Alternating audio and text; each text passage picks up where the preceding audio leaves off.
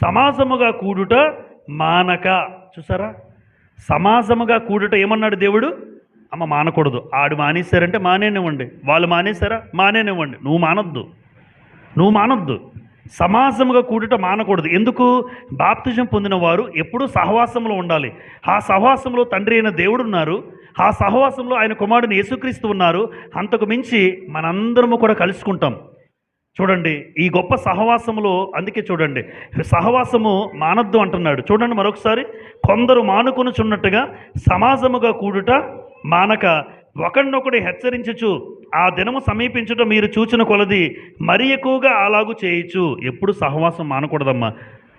బాప్తిజం పొందారు కదా, మీరందరూ జాగ్రత్తగా విని, ఈరోజు ఒకవేళ ఏదైనా పనుండి మీరు వేరే ప్రాంతానికి వెళ్తే మీరు అటెండ్ అవ్వాలి. అక్కడ ముందు సంఘం చూసుకోవాలి. నిజం చెప్తున్నాను, ఆత్మీయ స్థితిలో మీరు పడిపోకుండా ఉండాలి అంటే మనకు కావాల్సింది